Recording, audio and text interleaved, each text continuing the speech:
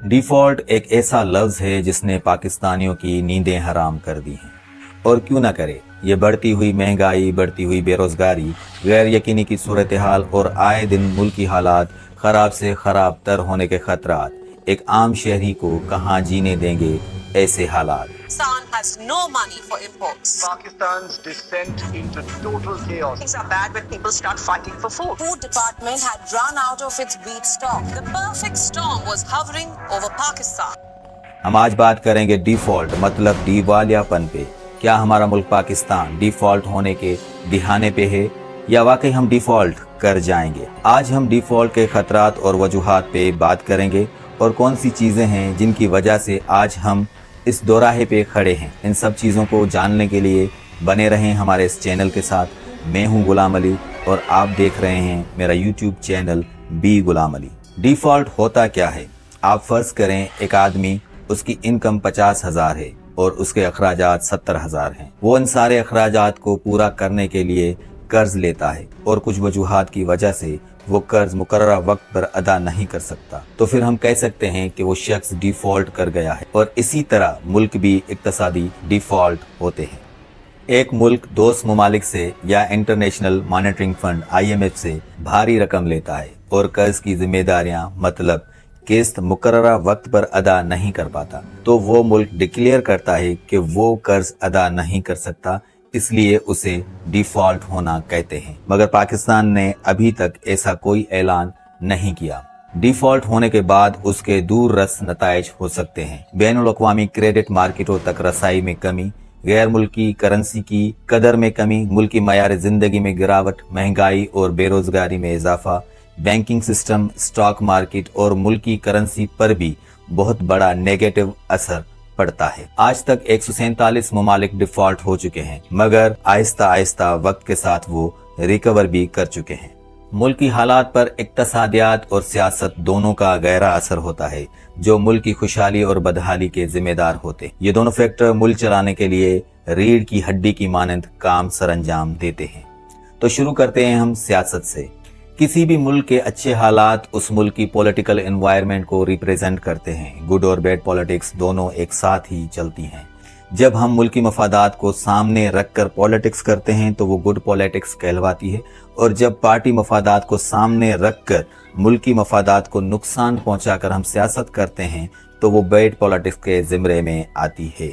पाकिस्तान की सियासत का एक ट्रेंड ये भी रहा है कि आने वाली हर हुकूमत मुआशी तबाही का जिम्मेदार जाने वाली हुकूमत को करार देती है और इसके अलावा अपने काम पर तवज्जो कम और मुखालफिन पर इंतकामी कार्रवाइयाँ ज्यादा करती है। इससे हुकूमती काम पर तवज्जो ना देने का एक बहुत बड़ा खाल पैदा होता है जो आए दिन बढ़ता चला जाता है, और ये भी एक अहम वजह बन जाती है डिफॉल्ट की। लाजमी है हम मुल्क के हालात को छोड़कर इंतकाम पर जोर देंगे तो उसके बुरे नताइज तो निकलेंगे।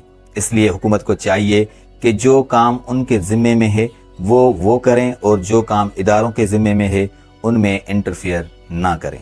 पाकिस्तान का फिस्कल डेफिसिट 115% हो गया है, मतलब पाकिस्तान गवर्नमेंट जितना कमा रही है इससे ज्यादा खर्च कर रही है, और इन सारे खर्चों को पूरा करने के लिए पाकिस्तान दोस्त ममालिक सऊदी अरेबिया और चाइना से कर्ज ले रहा है, मगर खर्चे हैं कि पूरा होने का नाम ही नहीं ले रहे। मुल्क चलाने के लिए पाकिस्तान को ज्यादा कर्ज IMF से उठाना पड़ रहा है, और अब बात इस हद तक पहुंच गई है जो कर्ज देने की किस्त को छोड़े मुल्क चलाने के लिए भी पैसा हुकूमती खजाने में नहीं बचे, पर कर्ज की किस्त जमा करने के लिए हमें और कर्ज उठाना पड़ता है। मगर ये रविश भी आखिर कब तक चलेगी? आखिर एक दिन ये रविश भी बंद हो जाएगी।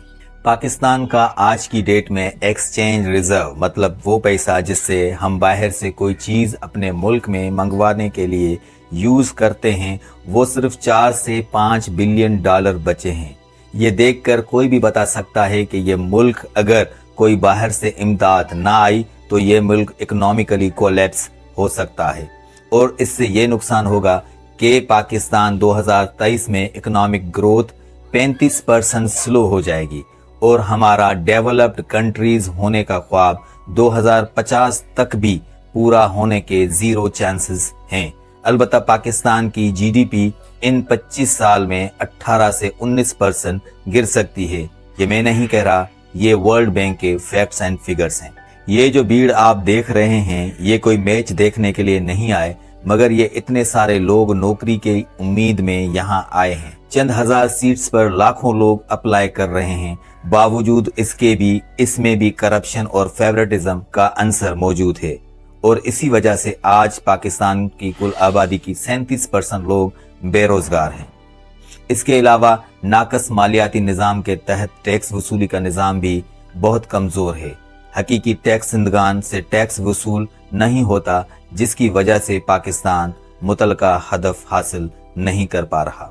उसके अलावा एक और फैक्टर गैर मुअस्सर तवानाई के शोबे में बद इंतजामी और बदउनवानियों की वजह से भी पाकिस्तान को तवानाई के एक दायमी बहरान का सामना है, जिसके नतीजे में बिजली की कमी, मुकम्मल बंदिश और कारोबार के लिए पैदावारी लागत में इजाफा हो रहा है। और इसके अलावा बदउनवानी भी एक बहुत बड़ा फैक्टर रहा है इकोनॉमिक डिजास्टर का।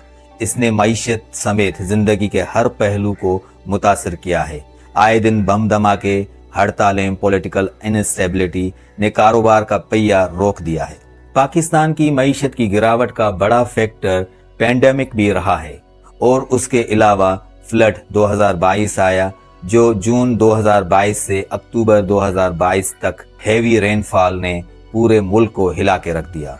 दरियाओं में तुगयानी आ गई और ऑन एवरेज $30 बिलियन का नुकसान हुआ। सारी ज़रख़े ज़मीनें अंडर वाटर आ गईं, जहां तक आज तक 25% जमीनों से अभी तक पानी नहीं निकाला जा सका है। मतलब ये हुआ कि 25% कल्टीवेटेड प्लेन्स इस साल भी अनाज नहीं उगा पाएंगी, और इससे ये होगा कि इस साल एक और बड़ा गंदम का बहरान जन्म लेगा, जिसको देखना अभी बाकी है। वीडियो काफी लंबी हो चुकी है और लिमिटेड टाइम में डिफॉल्ट के अहम फैक्टर्स हमने आपको बताने की कोशिश की है, मगर अभी भी काफी फैक्टर्स रहते हैं जो डिफॉल्ट पे असरअंदाज होते हैं। अगर आप चाहते हैं कि हम एक और वीडियो इसी टॉपिक पर बनाएं, तो अपने कीमती कमेंट से, कीमती राय से हमें आगाह करें। हम ऐसी वीडियोस आपके लिए बनाते रहेंगे, इसलिए हमारे इस चैनल को लाइक करें और हमारे इस चैनल को सब्सक्राइब भी करें। आपका हर एक लाइक आपके लिए तो फ्री होगा, मगर हमारे लिए ये बहुत बड़ी अहमियत रखता है।